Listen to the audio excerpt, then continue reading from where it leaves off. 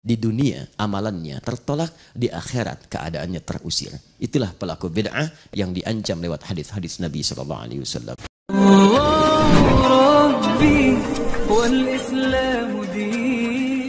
Kita harus tahu dulu, setiap ada ungkapan kita dudukan dulu dengan definisinya.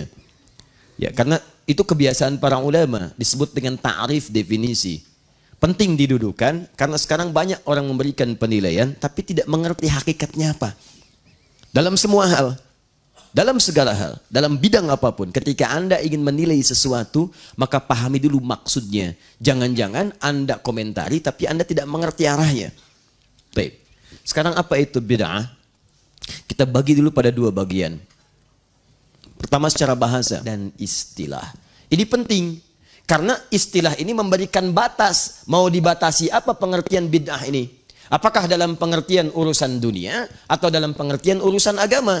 Kalau Anda ingin memahami bid'ah dalam urusan pengertian dunia, maka kalimatnya bisa netral. Tapi kalau Anda memahami urusan bid'ah dalam pengertian agama, maka ia boleh jadi memiliki pengertian yang tidak sama dengan paham sebelumnya. Mengerti sampai sini?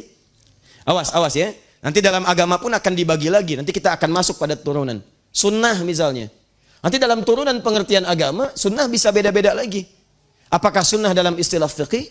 Apakah sunnah dalam istilah usul fiqih? Ataukah sunnah dalam istilah ilmu hadis? Anda akan temukan perbedaan lain antara sunnah di usul fiqih dengan sunnah dalam fiqih. Beda antara sunnah pengertian di fiqih dengan sunnah dalam ilmu hadis. Tapi kita kembalikan dulu ke sini, jika disebutkan bid'ah dalam pengertian istilah syariat, agama, maka yang dimaksudkan itu bukan seperti yang tadi dijelaskan. Karena ukuran penjelasan syariat mesti melihat keterangan pemberi syariat itu, yaitu Allah Subhanahu wa Ta'ala yang diteruskan lewat Rasulnya Muhammad sallallahu alaihi wasallam. Jadi kalau urusan syariat saya tidak bisa mengarang. Tidak bisa mengarang, tidak boleh. Mengarang hanya ada dalam pelajaran bahasa Indonesia. Ya, di syariat tidak. Ketentuannya lihat di Al-Quran ataukah di penjelasan Al-Quran disebut dengan hadis. Baik, siapa yang menyampaikan hadis? Rasulullah sallallahu alaihi wasallam. Maka kita bertanya kepada Rasulullah, ya Rasulullah, apa pengertian bid'ah dalam urusan syariat sehingga kami bisa bedakan dengan pengertian-pengertian dunia. Sebab kalau Anda tarik pengertian dunia ke urusan syariat, bisa repot nanti ibadahnya. Karena semua boleh. Wah, itu sholatnya pakai bahasa Arab. Orang Arab, saya mau orang Indonesia pakai bahasa Indonesia saja. Allahu Akbar, baru. Itu bid'ah. Memang inovatif. Salah. Paham? Baik. Allahu Akbar. Udah kebanyakan kiri duluan. Saya mau kanan duluan. Allah. Kadang kaki naik dikit. Muncul lagi. Assalamualaikum warahmatullah. Assalamualaikum warahmatullah. Dia cuman kepalanya doang. Tangannya kemana? Assalamualaikum warahmatullah. Assalamualaikum warahmatullah. Contoh. Kalau semua perkara urusan dunia ditarik ke dalam urusan agama, maka para ulama mengatakan setiap orang akan mudah melakukan dan mengerjakan apa yang ia inginkan. Maka tidak teraturlah urusan agama itu kemudian. Jelas sampai sini? Baik. Turunkan ke sini. Kita akan bahas tentang turunan ini dengan menurunkan ayat-ayatnya. Boleh saya hapus dulu? Alhamdulillah. Baik ya. Baik, silakan Pak. Jazakumullah khair. Boleh Pak. Masya Allah. Sebentar Pak. Ini teman-teman, materi ini penting. Saking pentingnya, polisi aja susah ngapusnya tuh. Ya. Jazakumullah. Silakan Pak. Masya Allah. Apa saya bilang? Iya Pak. Lebih mudah nangkep penjahat dibandingkan ngapus Pak. Jazakallah. Baik. Baik, sampai sini aja Pak, cukup biar saya di sini dulu. Bapak, Masya Allah, jazakumullah khair. Semoga memuliakan Pak Suhaidi. Baik, nanti kita ke Mekah Pak ya, sama-sama tanggal 24 Desember. Dan kita di depan Ka'bah memohon kepada Allah. Dengan insya Allah saudara kita Muhammad Zuhri. Dan kami sampaikan insya Allah dengan juga saudara-saudarinya, saya ingin mengajak keluarganya karena saya dengar ayah ibunya juga sudah meninggal dunia, maka kami gantikan dari ayah ibu itu. Mulanya kami ingin mencoba membantu untuk juga, bukan membantu sebetulnya, hanya Allah titipkan, kemudian kita hadirkan sifat berbagi untuk merenovasi rumah, tapi ternyata Alhamdulillah TNI sudah bergerak, yang lain bergerak, maka saya kira kami alihkan nanti insya Allah mengundang saudara Muhammad Zuhri dengan seluruh saudaranya, ada 4 orang, kita bersama-sama menunaikan umrah insya Allah. Cukup Pak, sampai di situ dulu. Baik ya? Nah, sekarang kita akan tanyakan pengertian bid'ah menurut syariat. Yuk, satu. Hadis. Kita ambil yang paling sahih saja supaya mudah dipahami. Pertama Al-Bukhari. Kemudian hadis Muslim. Dua ini saja, nomor hadis 6259, nomor hadis 1718. Asar lebih 2 jam 3 menit. Asar kan 15.13, ya, ini 17.18. Kemudian di hadis Muslim juga, ini yang disebutkan bid'ah langsung, nomor hadis 867. Ya. Fokus. Saya akan mulai dari yang ini dulu. Setelah itu baru nanti saya turunkan ayat-ayatnya. Saya mulai dari sini karena di sini kalimat bid'ah langsung disebutkan. Baru kemudian kita ke sini, ini sama substansi hadisnya, bahkan kalimatnya tidak ada bedanya. Baik, saya mulai dari sini. Ini sering dikutip kalimatnya oleh para khatib khususnya di hari Jumat. Baik, fa inna asdaqal hadits kitabullah. Sungguh kalimat-kalimat yang paling benar, sifatnya mutlak kebenarannya, itu hanya Al-Quran, kitabullah. Maka mustahil ada kerancuan di dalamnya, maka kita tidak boleh meragukannya. Wa khairal hadyi hadyu Muhammadin sallallahu alaihi wasallam. Dan petunjuk terbaik, jika ada yang memberikan petunjuk, maka yang terbaik yang bersumber dari Nabi Muhammad sallallahu alaihi wasallam. Misal, ada yang mengajarkan Anda tentang kejujuran, maka pengajaran itu tidak akan pernah mengalahkan petunjuk Nabi Muhammad sallallahu alaihi wasallam tentang berbuat jujur. Ada yang mengajarkan misalnya tentang keadilan, maka sifat adil itu tidak ada yang mengalahkan dari sifat keadilan yang pernah diajarkan Muhammad SAW. Maka setiap yang mendapatkan pengajaran dari beliau, Anda mesti praktekkan dan tunjukkan kepada lingkungan bahwa Anda yang terbaik. Makanya sifat umat ketika mengikuti petunjuk Quran, mengamalkan petunjuk Nabi, maka turun pujian dari Quran langsung di Quran surah 3 Ali Imran ayat 110. Kuntum khaira ummah. Kalian umat terbaik. Khair itu maksudnya baik dalam segi sifat. Kalau sifat menjadi sikap, berubah jadi ma'ruf. Jujur itu sifat. Ketika Anda bekerja disogok kemudian Anda menolak, jujur misalnya, itu sikap. Yang pertama khair, yang kedua ma'ruf. Kata Al-Quran, Anda itu dari sifat saja mesti lebih baik dibanding yang lain. Kalau ada orang jujur, Anda mesti lebih jujur. Kalau ada pemimpin yang lain adil, Anda mesti lebih adil. Kalau ada orang sabar, Anda harus lebih sabar. Karena kita punya dua pedoman terbaik untuk mewujudkan itu semua. Ketika Anda bisa menjadi seperti itu, maka dimanapun Anda tinggal akan terangkat harkat, martabat, dan kemajuannya. Karena motivasi Al-Quran selalu menghadirkan lebih baik. Sekarang itu saripatinya diambil oleh bangsa-bangsa di tempat lain, diterapkan oleh mereka. Dan kita buang-buang energi untuk mencelaknya karena nggak ada kerjaan. Yang jadi pertanyaan, tanyakan pada diri kita, kenapa mereka mau mengambilnya, kita tidak menerapkannya. Jepang, kamu bisa, kamu bisa, kamu bisa. Bahkan hanya dalam urusan permainan, benteng Takeshi, kalimat itu keluar. Kau bisa, kau bisa, kau bisa. Ditiru oleh Korea. Nippon bisa ini, kami harus bisa ini. Itu dari sejak TK. Masuk sekolah, lebih baik dari Jepang, lebih baik dari Jepang. Jepang bikin Honda, dia bikin Hyundai. Hyundai itu bahasa Koreanya Hyundai. Bikin. Jepang bikin ini, Korea bikin ini. Jepang ke Piala Dunia, Korea ke Piala Dunia. Masuk, masuk, masuk, dan sebagainya. Indonesia, muslim banyak, harus lebih baik. Jangan bergaul dan bergulat di komentator saja. Kita unggul di komentator, tapi kita harus masuk ke lapangan. Unggul. Ya, Kang banyak itu umpan sedekah, umpan 378. Wah, wah, luar biasa. Tendangan berkelok, tendangan melewati samudra. Waduh, masya Allah. Santri, santri, santri, baby shark, lalalala, macam-macam lah pokoknya. Komentatornya hebat, FIFA aja kalah.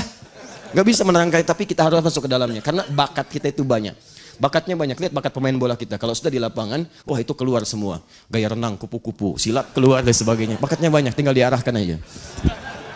Kenapa jadi ke situ ya? Sudahlah.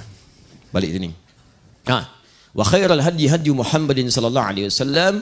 Awas, awas. Wa syarrul umuri muhdatsatuha.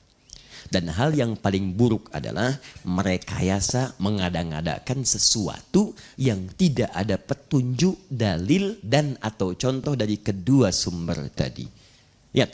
Dan hal terburuk, wasyarrul umuri, hal terburuk dalam syariat itu. Bukan dalam urusan dunia. Nah, kita mulai bahasan kita ya. Jadi kalau dalam urusan dunia, bebas antum, silakan berinovasi. Tidak ada masalah.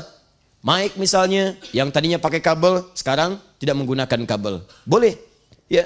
Apalagi ini sekarang besar, besok bisa jadi kecil. Ada yang nempel di telinga, ada yang macam-macam. Silahkan, tidak ada masalah. Sekarang orang presentasi, itu touchscreen-nya sudah nggak bawa handphone lagi. Di beberapa tempat sudah menggunakan lebih canggih lagi.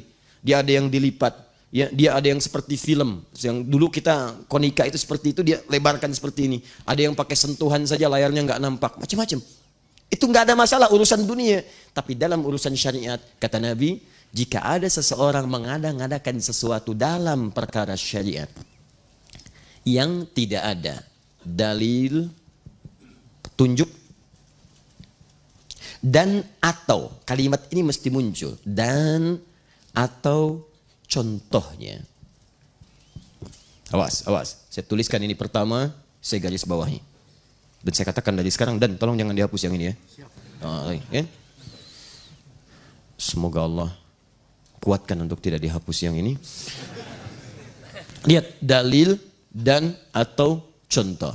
Jika seseorang mengada-ngadakan dalam urusan syariat, tidak ditemukan dalilnya dalam Al-Quran, tidak ada petunjuknya di hadis, tidak pernah dicontohkan misalnya, dan atau tidak ada contoh. Kalimat dan atau ini bisa jadi nanti contohnya tidak ada, tapi dalilnya ada. Maka ini punya hukum berbeda. Jangan sembarangan mengatakan kalimat nanti. Baik. Sekarang teruskan. Wa syarrul umuri muhdatsatuha. Awas, wa kullu bid'atin dhalalah. Muncullah kalimat bid'ah. Maka orang-orang yang mengadakan sesuatu dalam syariat tidak ada dalil, petunjuk dan atau contoh, maka Nabi menyebut langsung perkara itu, masalah itu dengan kalimat yang singkat, bid'ah. Ini. Bid'atun. Wa kullu bid'atin dhalalah. Dan setiap yang bid'ah dalam urusan syariat itu berpotensi menghadirkan kesesatan. Sesat. Ini poinnya. Paham sampai sini? Halo? Paham?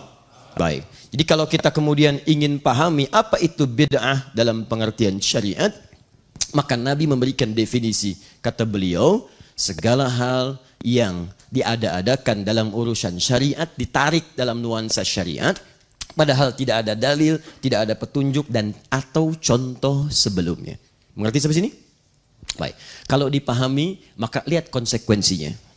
Pertama, kullu bid'atin dhalalah. Setiap yang diada-adakan bisa tersesat. Dhalalah itu bisa untuk pribadi, bisa untuk orang lain. Jadi kalau ada orang berkreasi dalam urusan syariat, berinovasi dalam urusan syariat, dia bisa tersesat, orang lain bisa ikutan sesat. Itu yang bahaya. Awas, hati-hati, itu yang sangat berbahaya. Dan yang kedua, setiap amal yang ia kerjakan dari hasil inovasi itu, maka langsung oleh Nabi diberikan penjelasan detil tanpa penafsiran. Hadis riwayat Al-Bukhari, nomor hadis 6259, hadis Muslim nomor hadis 1718. Perhatikan, man ahdatha fi amrina hadza ma laysa minhu fahuwa raddun. Maka siapa yang berkreasi, berinovasi, menghadirkan sesuatu yang tidak ada kaitan dengan urusan syariat kami, fahuwa raddun, maka dia tertolak. Raddun bermakna mardud. Ditolak. Ditolak. Baik. Tolak sudah. Nggak ada hubungan. Tolak, tolak, tolak, tolak. Pisah. Sesuatu yang ditolak terpisah. Bahkan kalimatnya raddun. Raddun itu kata para ulama hadis itu bermakna mardud. Mardudun. Raddun artinya mardud. Tapi kalau Anda belajar fikih lughah, ada kaidah mengatakan begini. Ziyadatul mabna tadullu ala ziyadatil ma'na. Kalau satu kalimat bertambah hurufnya, maka ini menunjukkan beda arti dari sebelumnya, mengalami perluasan dan perpanjangan. Ini tertolak, ini juga tertolak. Tapi kenapa kalimat tertolaknya tidak menggunakan mardud atau raddun? Kalau kalimatnya menggunakan mardud, itu artinya cara penolakannya lebih panjang, lebih halus. Jauh, jauh, jauh, tidak langsung ditolak. Kadang-kadang basa-basi, kayak orang melamar tapi tidak disukai. Tapi kalau yang ini, raddun, kalimatnya singkat, padat, cepat, menunjukkan sesuatu yang berlangsung dengan cepat tanpa basa-basi. Tanpa basa-basi. Raddun. Bapak, ada apa kemari? Mau melamar? Maaf Pak, sebelum datang saya kasih tahu dulu Pak ya, Bapak sudah tertolak. Sudah. Baik, paham? Maka kalimatnya menggunakan raddun seakan-akan sebelum bahkan Anda menghadirkannya, Nabi sudah cepat menolaknya. Saya tidak akui. Ingat, kalimatnya bukan menggunakan mardun, tapi raddun. Raddun, fahuwa raddun. Maka kalau ada yang berinovasi dalam urusan syariat, saya tidak akan basa-basi kata Nabi. Kamu tertolak. Bahkan ketika dia hadir saat di akhirat nanti, hadisnya sahih. Terlihat seperti orang yang mengikuti Nabi, tapi begitu dekat-dekat kepada Nabi, tiba-tiba Nabi mengusirnya. Dan Nabi tidak pernah mengusir manusia dalam urusan kehidupan di muka bumi tanpa syariat yang dibenarkan oleh Allah Subhanahu wa taala. Tapi ketika di akhirat datang, kamu siapa? Oh, begitu dekat, kamu bukan umatku. Pergi. Raddun. Di dunia amalannya tertolak, di akhirat keadaannya terusir. Itulah pelaku bid'ah yang diancam lewat hadis-hadis Nabi sallallahu alaihi wasallam.